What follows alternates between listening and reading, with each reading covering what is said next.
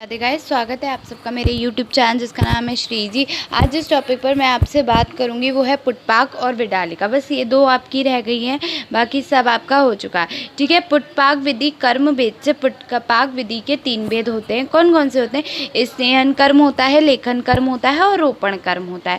ठीक है। स्नेहन कर्म के लिए अनुपदेश के प्राणिज मांस 15 ग्राम तिल, बादाम आदि वनस्पति द्रव्यों को 46 ग्राम तथा द्रव पदार्थ स्नेहन आदि एवं दुग्ध क्वाथ स्वरस आदि 190 सेल्सियस मिलीलीटर, ठीक है, देते हैं। उसके बाद देखो विधि क्या है। मांस मत्स्य आदि को किसी धारणाद शस्त्र से छोटे छोटे टुकड़ों को कूटकर निरिस्तमय कर लें। ठीक है। क्या करेंगे? ऐसे छोटे छोटे कर लेंगे। वानस्पतिक द्रव्यों को पीसकर चूर्ण कर लें और द्रव पदार्थ मिलाकर इन द्रव्यों को और मांस को सिल पर पीसकर बड़ा गोला बनाकर उस पर 4 से 6 बार वट पत्र अथवा गंभीर पत्र या एरंड पत्रों से लेप्ट कर धागे से बांधकर गेंद जैसा गोल बना ले और उस पर चिकनी मिट्टी का 2 अंगुल मोटा लेप कर सुखाकर पुनः मिट्टी और गोबर के मिश्रण से लेपकर छाया में सुखा लें। इसके बाद अंगीठी में उपलों की निर्धूम अग्नि में रखकर लाल होने पर्यंत तक पकाएं। पुनः उक्त गोले को निकालकर अग्नि में जमीन से हल्का पटककर मिट्टी निकाल लें तथा उस पर लिपटे पत्रों को हटाकर गर्म कल को कपड़े पर रखकर दबाएं और रस निचोड़ लें। यही पुटपाक है। सेम पुटपाक विधि हमने रस शास्त्र में भी पढ़ी है, बस उसमें मांस नहीं, उसमें द्रव लिया था।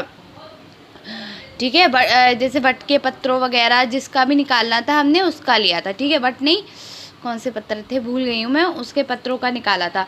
रोगी को चित्र लिटाकर तर्पण विधि से वर्णित उड़द की पिष्टी से आंखों के चारों ओर अंगुली ऊंची उठाकर क्या करेंगे? रोगी को चित्र लिटाकर सीधा लिटाएंगे। उसके बाद तर्पण विधि में वर्णित उड़द की पिष्टी से आंख के चारों ओर, उड़द की पिष्टी से हम चारों ओर अंगुली ऊंची दीवार बनाकर उक्त नेत्र कक्ष में पुटपाक विधि से प्राप्त रस को सुख उष्ण कर भर देंगे।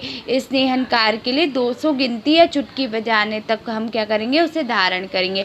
बीच बीच में नेत्रों को खोलते और बंद करते रहेंगे। लेखन कर्म के लिए पुटपाक विधि से प्राप्त सुखोष्ण दूध को 100 मात्रा गिनने तक तथा रोपण कर्म के लिए पुटपाक विधि से प्राह ठंडे द्रव को 300 मात्रा गिनने पर्यंत तक ग्रहण करें। बीच बीच में नेत्रों को खोलते और बंद करते रहें। ठीक है। नेक्स्ट है, महर्षि सुश्रुत ने कहा है कि पुनः कान की ओर से नेत्र के चारों ओर बड़ी उड़द की दीवार में छेद कर द्रव को निकालकर उड़द मिट्टी को हटा लें और रुई से नेत्र को पोंछकर साफ कर लें। यही पुटपाक विधि है।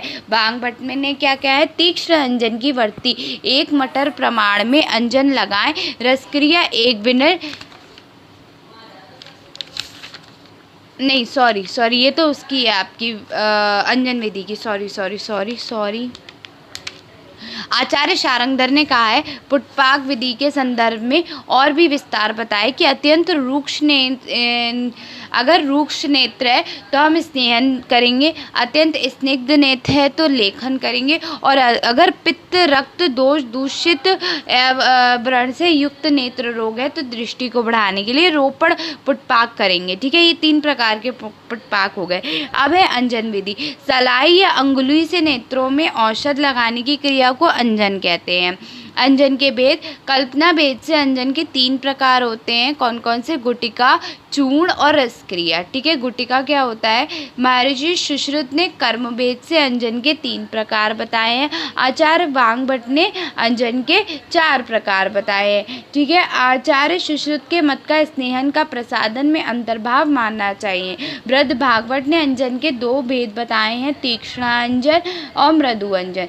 तीक्ष्ण अंजन कौन सा होता है? तीक्ष्ण अंजन से संतप्त नेत्रों में प्रसादनार्थ तीक्ष्ण अंजन के बाद जो अंजन किया जाता है उसे प्रत्यंजन कहते हैं। ठीक है। मतलब कि तीक्ष्ण अंजन के संतप्त, मतलब कि तीक्ष्ण अंजन के बाद अगर संतप्त होता है नेत्रों में प्रसन्नार्थ, तीक्ष्ण अंजन के बाद जो अंजन किया जाता है वो क्या होता है? प्रसाद के रूप में जो अंजन किया जाता है उसको क्या कहते हैं? प्रयत्न अंजन कहते हैं। लेखनार्थ वर्ती या रसक्रिया अंजन 1 मटर की मात्रा रस क्रिया को हम लेखनार्थ अंजन भी कहते हैं, ठीक है। यह गुटिका अंजन जो एक मटर की मात्रा जितनी ग्रहण करे, प्रसदनार्थ 1.5 मटर क्या करेंगे, जितनी मात्रा में उक्त अंजनों को ग्रहण करे। रोपणार्थ 2 मटर जितनी मात्रा में के उक्त अंजनों को ग्रहण करे, ठीक है। उसके बाद क्या है, चूर्ण अंजन की मात्रा, अंजन लगाने वाली शलाका के अग्रभाग पर जितना उठे उतना अंजन लेखन कर्म हेतु 2 बार, प्रसादन कर्म हेतु 3 बार और रोपण कर्म हेतु 4 बार लगाना चाहिए। देखो उग्र भार पर जितना उठता रहे, ठीक है। उसके बाद क्या है, उठे या ऊपर तक आए, ठीक है। उसके बाद उतना अंजन लेखन कर्म हेतु 2 बार, लेखन कर्म कर रहे हो तो 2 बार लगाना चाहिए। अगर आप प्रसादन कर्म कर रहे हो तो 3 बार और रोपण कर्म कर रहे हो तो 4 बार। वृद्ध बागभट्ट ने क्या कहा है, अब वृद्ध बागभट्ट ने कहा है कि वर्ती 1 मटर प्रमाण में अंजन लगाए, रसक्रिया 1 बिंद प्रमाण में लगाए तथा मृजु अंजन इससे दुगनी यानी कि 2 बिंद प्रमाण में लगाए। देखो वृद्ध बागभट्ट ने क्या कहा है कि तीक्ष्ण अंजन की वर्ती 1 मटर प्रमाण में अंजन लगाएं, ठीक है। उसके बाद रसक्रिया 1 बिंद प्रमाण में लगाएं और मृदु अंजन 2 बिंद प्रमाण में लगाएं। नेत्रों में अंजनों को लगाने के लिए शलाका के यानी कि शलाका कौन सी लेनी चाहिए, सोना, चांदी, ताम्र, लोहा, अंगुली 5 प्रकार कहा गया है। आचार्य सुश्रुत ने तो श्रृंग यानी कि मृग श्रृंग और हस्ती दंत आदि, मृग श्रृंग क्या होता है, मोर की आपका बारहसिंगा की सींग, और आपका मस्क होता है, ठीक है। और आपका हस्तीदंत क्या होता है, हाथी का दांत, ठीक है। उसके बाद वैद्यों ने मणि कांस्य से भी बनाने को कहा है। इनमें से किसी एक की भी 8 उंगली लंबी, बीच में पतली, तो कैसी सलाई होनी चाहिए, इंपॉर्टेंट है कि अंजन विधि में कैसी सलाई होनी चाहिए, तो कैसी होनी चाहिए, 8 अंगुल मोटी, ठीक है, 8 अंगुल लंबी और बीच में पतली, दोनों तरफ कुछ मोटी किंतु नुकीली नहीं, पुष्प की कली जैसी चिकनी होनी चाहिए, ठीक है। कैसी होनी चाहिए, पुष्प की तरह चिकनी होनी चाहिए, ठीक है। शलाका के अंजन की विधि क्या है, बाएं हाथ के अंगूठे और तर्जनी उंगली से आंख खोलें, ठीक है। उल्टे हाथ से आप अपनी आंख खोलें और दाहिने हाथ की उंगली में शलाका पकड़कर और सीधे हाथ में शलाका पकड़कर तथा उस शलाका पर अंजन लेकर सावधानी से शलाका को आंखों में फिरा देना चाहिए। मतलब एक ही बार में लगाना चाहिए, नहीं कि 4-5 बार रगड़ रहे हो। जिस अंजन को मात्र बर्तन में लगाना हो उसे अंगुली से लगाना चाहिए, मतलब कि मात्र बर्तन में लगाना हो तो अंदर लगाना हो तो उंगली से लगाना चाहिए, शलाका से मत लगाना, फोड़ लोगे शलाका से तो, ठीक है। तो शलाका से नहीं लगाना चाहिए क्योंकि शलाका से लगने पे आँख फूट सकती है, ठीक है। फिर क्या है, जल, दूध, मधु, घृत, स्वरस आदि द्रवों में वर्ती को पीसकर शलाका से लगाना चाहिए।